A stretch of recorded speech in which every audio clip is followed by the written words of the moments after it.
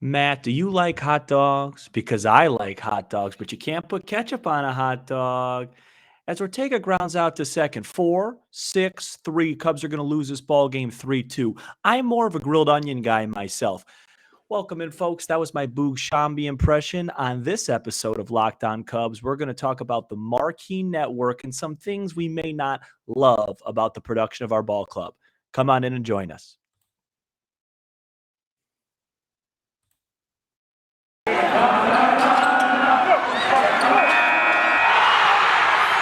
You are Locked On Cubs, your daily Chicago Cubs podcast, part of the Locked On Podcast Network, your team every day.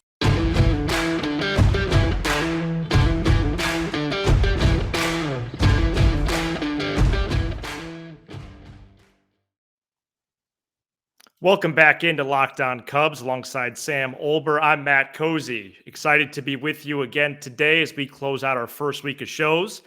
Thanks for giving us a chance this week, and tell somebody about the show as we continue this journey together. The Cubs enter a 4-game series with the Dodgers upcoming this weekend, and after the break into next week, we'll talk about that series and recap that. So today's episode, we wanted to talk all things media and history and background on the team, our experience with Marquee so far, and then a little bit of a media report card at the end, including some good things that we see, especially on the radio side. So thanks again for joining us today.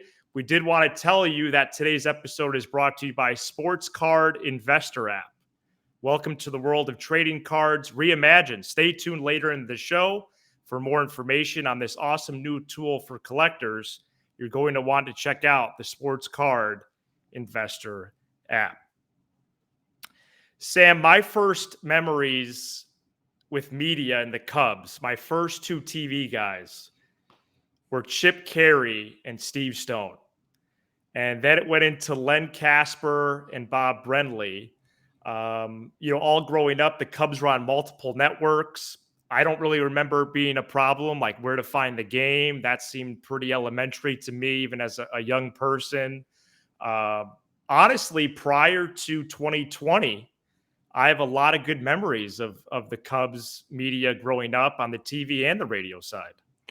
Well, look, the reason we're mentioning that is because the Cubs switched over to Marquee Network, and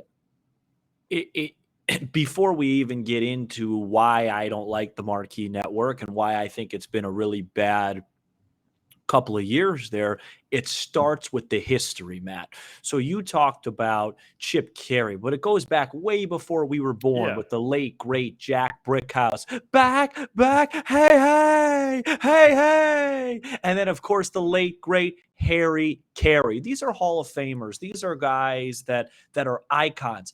WGN, and I know you're going to talk about this, WGN is why so many people not from Chicago are diehard Chicago Cub fans, right? WGN, the production of the Cubs, the 120-day games, finding them on WGN is what is part of the Cubs fiber of what makes them an iconic franchise. And you may not like the Cubs, you may hate the Cubs, but you can't deny they're an iconic franchise. And so much of what makes them iconic is stuff that doesn't even happen between the white lines on the baseball field. And, we talk about Brickhouse, Harry Caray, Chip Caray, Casper, and Brenly. We talk about the production value and how important that's been and the tradition. And when you switch to Marquee and do what Ricketts did, it already, Matt, had a little bit of a bad stigma before it even got started, because you were throwing away, 100, whatever, how many years of history, and it's fit the bill because it just feels overproduced. It feels like they're force feeding you. It doesn't feel like classic Cub baseball. And we're going to get into that in a bit, but all of our memories are turning on WGN. I used to think it was so cool when me and my dad went to Vegas as a kid, and you could get the game on Channel 9 anywhere. Right. It's what makes the Cubs, and they messed with that, and it hasn't gone well. Yeah, because WGN was to a nationwide audience. It was Channel 9 here, but then it was the Superstation and then WGN America across the country. So when First Pitch came across at 1:20 or whenever the game was, but especially those Friday Saturday, Sunday games, a lot of people could see it. And that's why there's so many Cubs fans across the country, because maybe they didn't even grow up in the area, but the Cubs were readily available. When I was growing up and a young tyke, it was similar with the Braves. The Braves were on TBS a lot. Right. And so I had friends that became not big Braves fans, but the Braves kind of became their default second team just because it was Cubs, it was Braves. And this is before there was MLB Network and MLB TV and all this stuff. Streaming. Whatever you got was a gift. That's true. That's true. And we were appreciative of that. Even Fox Sports Net, Comcast Sports Net, NBC Sports Chicago, this was all well and good. Right. One of our first comments, Sam, to the feedback zone comes from Zach, who texted us. You can text the show or leave us a voicemail, 312-834-4634. But Zach introduced himself to us, Sam. He said, "Thank you guys for putting on such a wonderful show and bringing the show back. I was wondering what happened to it with the 2-month layoff. I was sad because I lost touch with my team. I don't have access to the games anymore with them being off of WGN America." Zach goes on, says that he lives in the St. Louis market. Ooh, enemy territory. Keep up the good work. I look forward to hearing and seeing more from you on YouTube. Zach can't even see the games. Yeah. How many people are like Zach who can't see the ball games anymore because of this switchover? Well, Zach, thanks for the kind words. It's appreciated. And yeah, it stinks. It stinks. And the thing is, and we're going to get to this here in about a minute, we haven't even gotten to the Marquee Network, why it's bad, why it's a bad production. And by God, we're going to get there. All right. But just the fact that they switched it, Right. It messed with our history. We've previewed it. Do what you need to do, Matt, and then toss it over to your brother here because I got some things. All right, let's get there next. And as we're reminiscing on the TV side, Sam, did you have a favorite baseball card growing up? No. You didn't? No. Did you collect cards? No. Okay, well, I did. I remember being very excited going to the local, when there was still card store, by the way. I know we're starting to date ourselves. But being very excited to open up a pack of cards, and you could reminisce and get nostalgic too with Sports Card Investor app. A lot of notes here on the page. Whether you're a casual card collector or looking for exciting alternative investment opportunities, the free Sports Card Investor app is something for you. Download the Sports Card Investor app today, available for free in the Google Play and Apple app stores, or go to sportscardinvestor.com/LockedOn. Okay, Sam, this is going to be all about Marquee. I would track this back to Tom Ricketts at the Cubs convention. He mentions Marquee prior to debuting in the spring, what actually ended up being the summer of 2020 due to the pandemic. But do you remember when he got booed because of the Marquee Network at Cubs convention? It's really just snowballed from there. There's a lot to say about the Marquee Network that infuriates me. But I'm going to keep it calm because they do some good things. The thing that has to be better, and you and I disagreed on this initially when the Cubs hired Boog Sciambi. You were a fan of Boog. I am not a non-fan of Boog. I just knew what they were doing with the hire. Boog Sciambi is a national broadcaster, and it seems like the Cubs and Ricketts and all these, higher ups are trying to force upon you everything but the on-field product. Okay. I cannot tell you how many times during a baseball game, and this is before the Cubs were even bad. This is in April when they were like 500, where it's a tie game in the 8th, and Taylor McGregor comes in and does some report about Seiya Suzuki and Nick Madrigal, playing pranks on each other in Mesa. You know what I mean? There's no, there's not time. Like, we don't need that. I think I speak for most Cub fans. When we turn on the Marquee Network, we're looking to watch the Cubs. And people that want to watch the Cubs, we don't care if they're 20 out, if they're 20 up. We love the team. And I understand you can't just focus on the game for 9 innings. I'm not saying that. And I'm not saying Boog Shambi's a bad broadcaster. He's obviously extremely talented. He's a national broadcaster, national radio guy. But it's been a little bit better lately. Like this call the other day when the Cubs beat the Brewers, like it's a little better, but just like have a little sense of it. I'm not asking you to be Hawk Harrelson, but when the team's like 12 down 12-2, like we don't have to be joking around the whole time. It's just, I don't know. It just I have a bad feeling when I watch it. I feel like it's the organization telling me, hey, Sam, we're not supposed to be good this year, and we're going to do everything we can to demonstrate it. I don't need to know about rule changes in the 5th inning of a 3-3 ball game with the bases loaded. I don't need to know about Boog's, take on dinosaurs in the 7th inning of a 5-5 game with the bases knocked to Velasquez at the plate. That stuff just has to be better. And JD was really awesome with Len Casper, and now he kind of just feeds into it.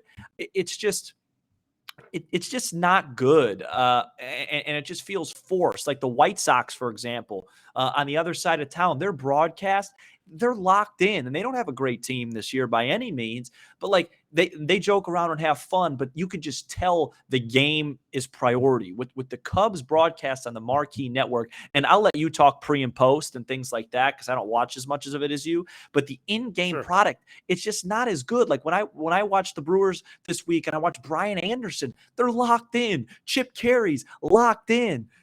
Even the Reds guys, they're more locked in. The Cubs, it's just every time I go on, it's some story, it's some rule change. Just a little bit more baseball would be welcome. So there's a lot of things to get into with that. Okay. Number one, Chicago is the number 3 market in the country. There's only 2 bigger. So any media platform in this city, in this area, I personally have high expectations for. One of the reasons, because I know that they can do a nice job. We have 2 sports radio stations in this city. We have multiple TV networks. We still have NBC Sports Chicago. The competition is very healthy, so the bar is set high. Number 2, media, okay, just like with this podcast, or we hope to do this, we're confident that we can do this. Media is a companion, especially in baseball. There's a baseball game virtually every single day. So when that game is upcoming, okay, the first pitch, you're excited. You're going to snuggle up next to the game. That companionship is there. So it should be something to look forward to. It should be something that has a return value, has a good return rate, that what to expect, what to enjoy. You're in on some of the bits or whatever it is. But ultimately, you're going because it is there every day, and that is your team. Okay? Right. No, keep going. Then the third thing is Len and JD did a fantastic job of being that companion. Okay? Len Casper is somebody that, I guess I would say I look up to. Wow. He is very good. TV, radio, multiple sports. He's been able to showcase that, and he was pretty much the broadcaster that I have the most memories with growing up, because when he took over, I was only in like 7th grade or whatever it was. Whoa, baby. Yeah, exactly. It was one of his best calls, and for him to leave after the first year of Marquee, I should do a little Harry Carey. I've done a Brick House and I've done a Casper. Do you want to do it now? Guys are outside and the Cubs won't 12. Sorry, go ahead. And Sam has play-by-play aspirations, by the way. If you haven't been able to notice, you're going to make a good point. I'm sorry I cut you off. Nice dress shirt, by the way. Thank you. Well, that's a great segue, because remember the first year of Marquee? Yes, suits. They made Len and JD wear suits. Now, is that a big deal at the end of the day? No. Yes. Oh, you do? Nah, I'm just. Okay. I don't think so. But again, right off the bat, right from Jump Street, there was something different about Marquee. Okay, they weren't in suits all these years before. Not to say it that you only did it the one way, but there was just some awkwardness from the get go. Okay, Len leaves after 1 year. They bring Boog in.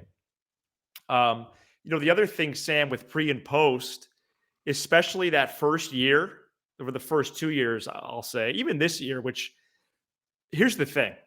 I've watched less and less of Marquee this year. I know. If I do have Marquee on, I have the audio off and the radio on. That tells you everything you need to know if you're listening. We're going to get into radio later in the show. Pat and Ron do a great job. I'm a radio nerd, so I almost prefer that. But it was getting comical. Oh, The amount of pre and post game analysts. Cole Wright is the host, great. And then it was this guy and that person and this person. You forget that these people even played for the Cubs because that's the common thread they're supposed to have. It's too many people. well, and it's not the same in the booth all the time. I mean, They rotate in the booth a lot. You had Boog and Sutcliffe. You got Beth Mowens and JD. You got Right. Dempster and Boog. It's a who's who. I don't want just give me a couple of guys. And the thing is, I get there has to be a sub, and Beth Mowens actually does a nice job, but Yeah. just give me some guy, just give me some consistency, and then Consistency, right. I don't love the way I explained in the first segment. Like, let me give you an example of what just gets over the top. Last week, the whole Fabian thing.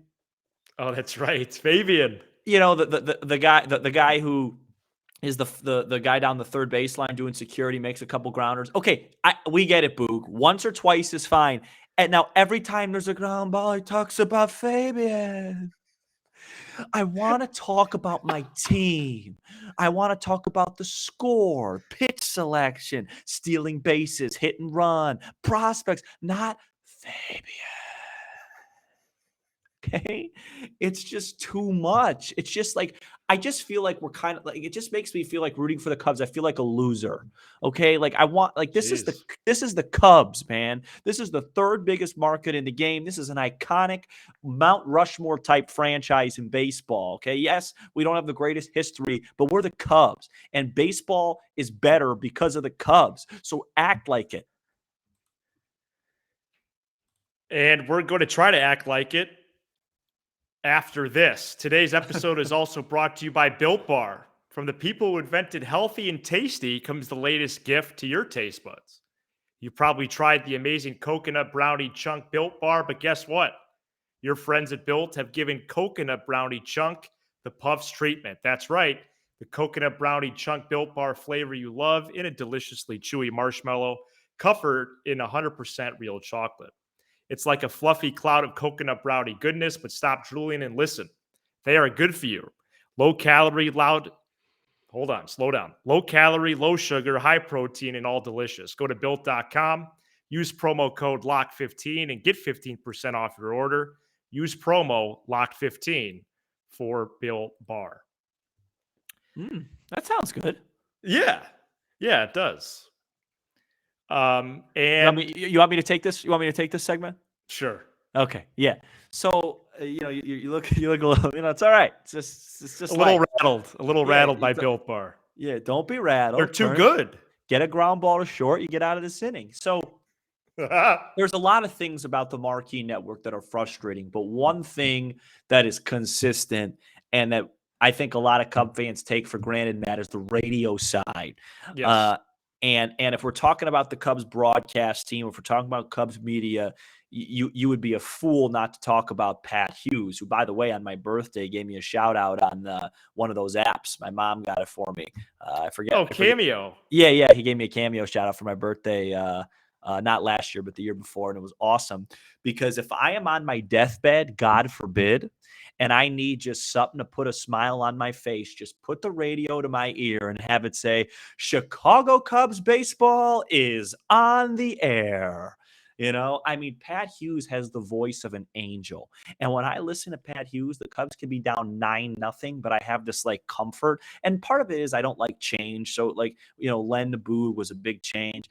But when Pat Hughes is done, I don't know how I'm going to listen to the radio. His calls are perfect. His pronunciation is perfect. And Ron Coomer and him are awesome together. I mean, Pat and Ron Santo will always be iconic. They'll always be the tandem we grew up with. Pat and Keith Moreland were fine, but Pat and Ron Coomer really work well together. I really like Ron Coomer. He's like a genuine nice guy. He's really good, and he's pretty funny in the booth sometimes. He gets on the umpires sometimes. Yeah. No, I really like Ron Coomer, and I really like Pat, and I like now that Pat could say, what would you do here, Ron? Because Yes. I still think he's talking to Ron Santo, and it's just as bad as Marquee has been, and I think it's worse than you think it is. But I think it's been really bad. Pat Hughes is still the best in the business. I mean, how about this one? Get out the tape measure longer. It's one of the best ones. Yeah, no, it's just that guy he's a Hall of Famer is what he is. That's what a Hall of Famer looks like. Yeah, I mean, whereas Marquee gets a low grade, the radio always gets an A in my mind. That's how good it is, whether it's pre and post, in game, whatever it is. It's just a good product all around. I plan on sticking with my plan of keeping the volume low most of the time and playing the radio. And, I'm not going to apologize for that. Yeah. I think it is a strong statement, but I just feel like Marquee is still a little bit on the runway. That's putting it kind. I think Zach Zaidman's done a better job too. I'm pretty hard on him sometimes with the play-by-play, but I think he's getting better. There's just really good chemistry in that group. They're just good. They've been doing it. But like with Hughes, you could see the difference. Sometimes he'll do a Sunday game when Boog's out doing That's right. the national game, and like it just feels like a more important game. He's locked in. Or like when Sutcliffe was on Marquee. Like I know Sutcliffe sometimes, toes the line, but like he was really into it and it made me feel into it. Like when it's like a 3-2 game and they just go off on a tangent talking about something else, Pat Hughes never does that. If the game's close, he's locked in. Now, if you turn on the radio, let's say it's a 120 game, you've been out, you're working and it's like 3:30 and him and Coomer are telling stories, it's most likely a blowout, but that's a blowout. Sure. Like he does such a great job setting the scene and making you feel like every Cubs game's important. And like you said, it's a companion thing, and with Marquee, and it's early on, it doesn't feel like my companion, but man, when that radio goes on, and it's so funny, the Cozy, obviously people don't know, but your cousin is my best friend. And I just remember going to Nick Cozy's, as a kid.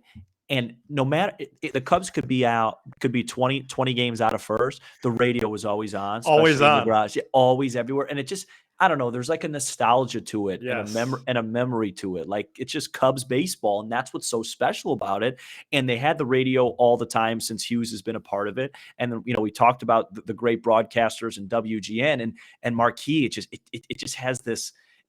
Am I using the right word, Matt? Like this commercial feel or this corporate feel to it. That's a great term. Yeah, it's like very corporate and There's forced. some corporate shine. Yeah, corporate shine, mainstream. It's not the identity of what has made this team special.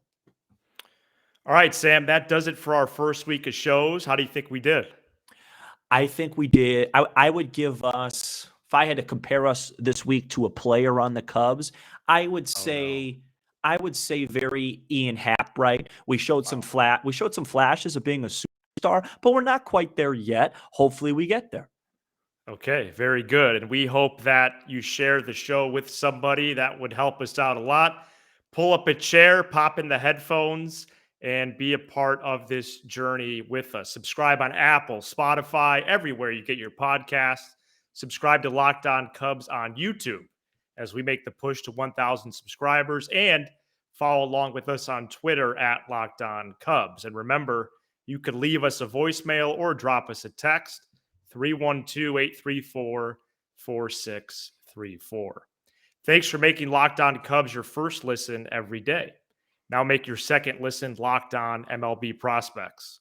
Host Lindsey Crosby is a prospect encyclopedia, and he's going deep on the MLB stars of tomorrow. It's free and available wherever you get your podcasts. For Sam Olber, I'm Matt Cozy. This is Locked On Cubs.